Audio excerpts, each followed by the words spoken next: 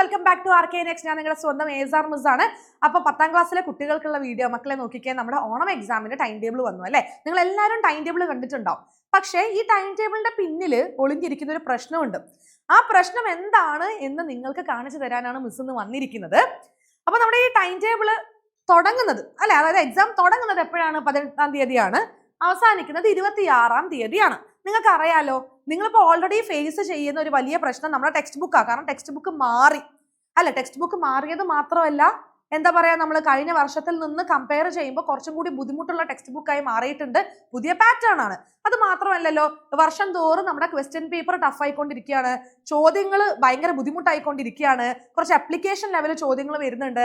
ക്വസ്റ്റ്യൻസിന്റെ pattern ഒക്കെ മാറിക്കൊണ്ടിരിക്കുകയാണ് അല്ലെ. അപ്പൊ നിങ്ങൾ എന്തായാലും ഈ വരുന്ന ഓണപരീക്ഷയ്ക്കും ഇത് പ്രതീക്ഷിക്കണം അല്ലെ. പുതിയ ചോദ്യ പേപ്പറാണ്, പുതിയ രീതിയിലുള്ള ചോദ്യങ്ങളാണ്. പിന്നെ പുതിയ ടെക്സ്റ്റ് ബുക്ക് ആയതുകൊണ്ട് തന്നെ നിങ്ങൾക്ക് കഴിഞ്ഞ വർഷങ്ങളിലെ ഒന്നും ക്വസ്റ്റ്യൻസ് റെഫർ ചെയ്യാനും പറ്റില്ല, നിങ്ങളുടെ കയ്യിൽ ചോദ്യങ്ങളില്ല.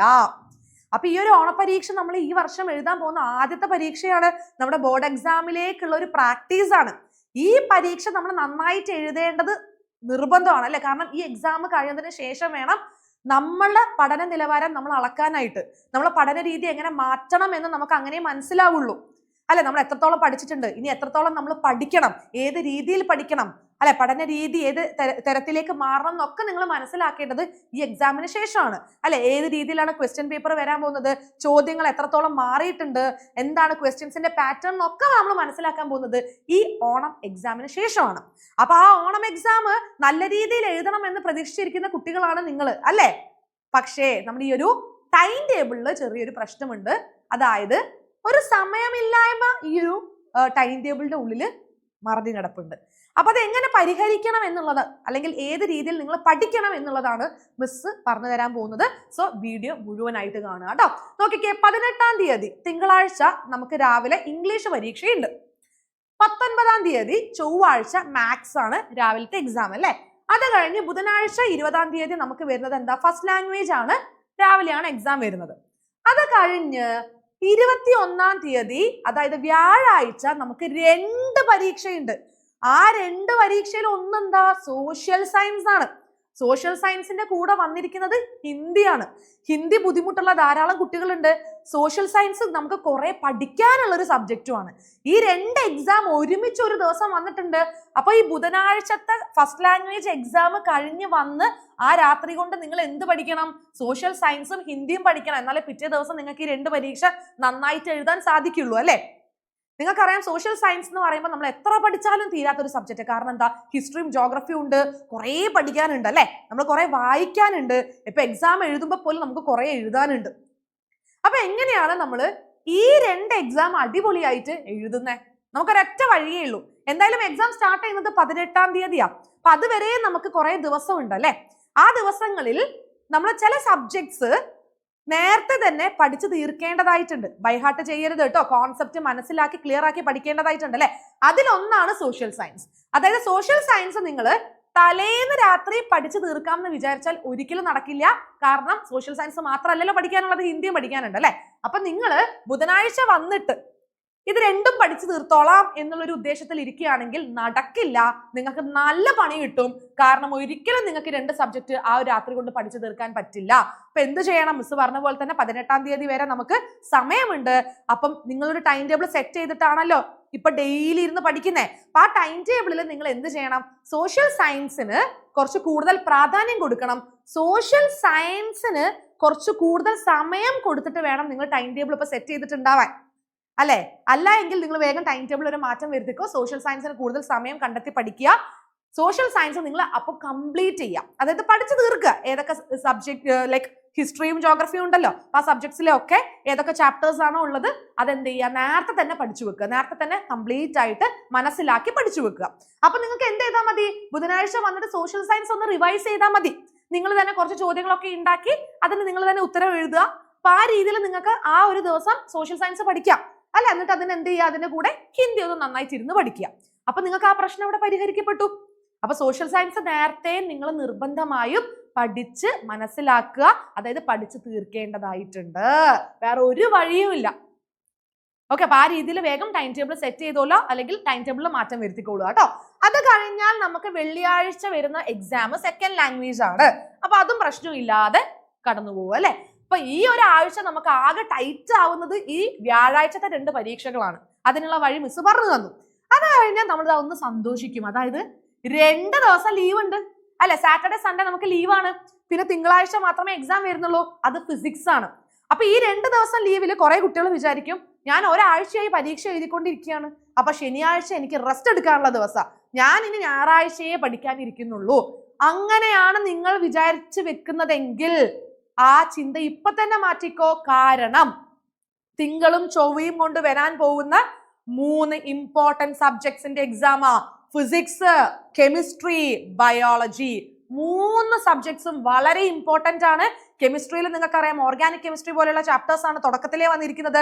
ബയോളജിയിലോ ജനിതക ശാസ്ത്രം അല്ലെ, അതായത് ജെനറ്റിക്സ് ഒക്കെയാണ് നമുക്ക് വന്നിരിക്കുന്നത്. ഫിസിക്സും അതുപോലെ തന്നെ കടുകട്ടിയാണ്. ഈ 3 കടുകട്ടി സബ്ജക്ട്സ് ആണ് അടുപ്പിച്ച് വന്നിരിക്കുന്നത്.